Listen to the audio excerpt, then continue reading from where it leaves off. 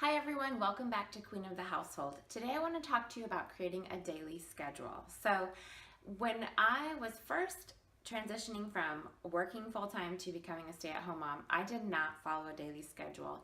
And my days were kind of chaotic. They were just helter-skelter. I kind of went from one thing to the next and I wasn't really motivated. I didn't feel like I accomplished much and I didn't have much focus. So I knew that had to stop because it was really frustrating and I just didn't feel really confident in myself as a mom at that time.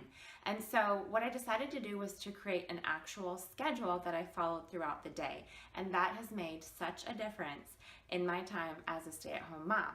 So before I get into specifically how to create a daily schedule, I just want to remind you of a few things. So number one, your schedule is going to look different from my schedule because all of our family dynamics are different, all of our responsibilities are different. So don't ever compare your schedule to someone else's schedule and think that it falls short or that it's not right. Just do what works for you and your family. Number two, your schedule needs to be flexible. So the schedule that I follow today looks a little different than it did 6 months ago or even a year ago. And if I had been following a schedule when my son was a newborn, it would have looked completely different. So keep in mind that while you are setting a schedule, it doesn't have to be to the minute and you don't have to follow the exact same thing every single day. It's not like you're just a robot doing the same thing all the time.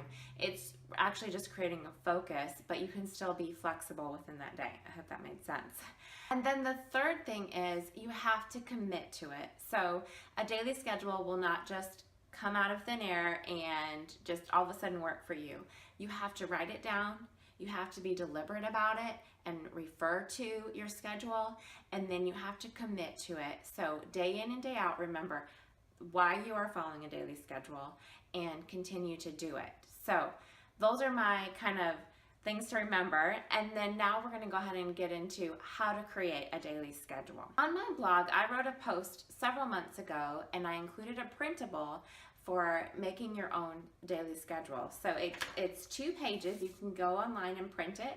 Or if you just want to use a sheet of notebook paper and a pen or a pencil, that works too. So on the first page, what you're going to do is you're going to write down all of your must-dos. So everything that you must get done each day. These would be things like meals and snack times, getting dressed, getting your kids dressed, cleaning the house, running errands, laundry, things like that. Whatever you have to get done each day, write those down. Then number 2, make a list of all the things you want to get done.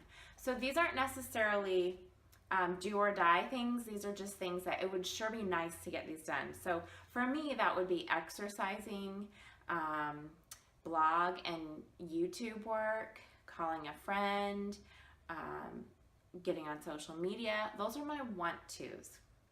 Next, what you're going to do is you're going to write the time on a sheet of paper, write the time that you wake up, and then write the time that you go to bed. And I would be really specific about this. This is something that I think a lot of moms don't do. We don't get the sleep that we need. So write a time where you want to get up and then the time that you're going to go to bed, and stick to it so that you can get that sleep in. Then you're going to refer back to your first list and you're going to write down all of your must-dos. So I started with the meals and I wrote down when we're going to have breakfast, lunch, dinner, snack time. Then I filled in like laundry and household chores, playing with my son, having quiet time with the Lord. I think those were most of my must-dos. Then there were a few spaces left, so that's when I filled in all of my want-to-dos. Now, there were more want-to-dos on my list than there were spaces, and that's okay. I believe that God gave us enough time in a day to get done whatever He has called us to do, and enough time in a week to get done whatever He has called us to do. So don't feel like you have to overload your schedule. In fact, I would suggest that instead of filling up every single line, you might want to leave some extra spaces for interruptions, because here's the thing, it might only take you a half an hour to get the bathrooms cleaned, but you might have an interruption.